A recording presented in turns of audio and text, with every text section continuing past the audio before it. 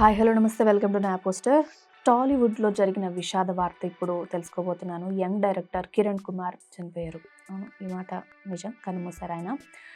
అయితే టాలీవుడ్లో తనకంటూ ఒక ప్రత్యేకమైన రికగ్నిషన్ తెచ్చుకున్న యంగ్ డైరెక్టర్ కిరణ్ కుమార్ గారు లేరు. 15 ఇయర్స్ గ్యాప్ తీసుకున్నారు. లాంగ్ గ్యాప్ తీసుకున్న తర్వాత ఒక కొత్త సినిమాతో ఆయన ప్రేక్షకుల ముందుకు రావాలి అని అనుకుంటున్న టైంలో సడన్గా ఆయన డెత్ అనేది ఇండస్ట్రీ మొత్తాన్ని షాక్‌కి గురిచేసిందని చెప్పాలి.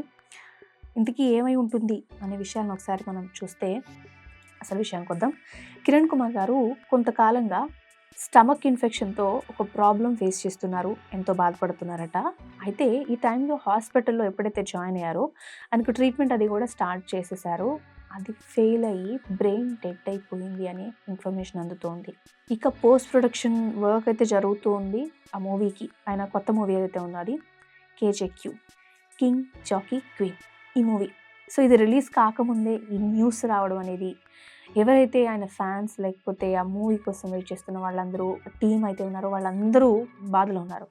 అయితే 2010లో నాగార్జున హీరోగా కేడీ మూవీ వచ్చింది కదా, అది కిరణ్ కుమార్ డైరెక్టర్లోనే ఆయన ఎంటర్ అయిన టైం అది.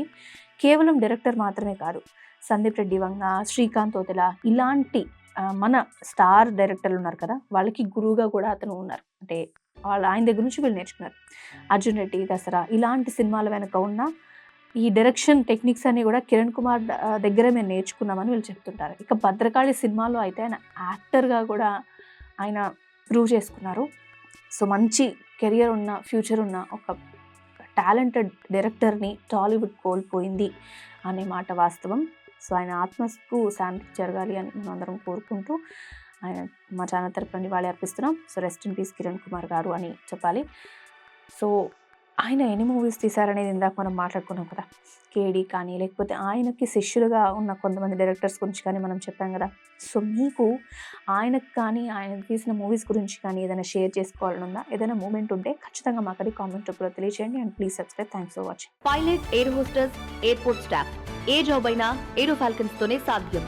కోర్స్ చేయండి, జాబ్ కొట్టండి. Contact now.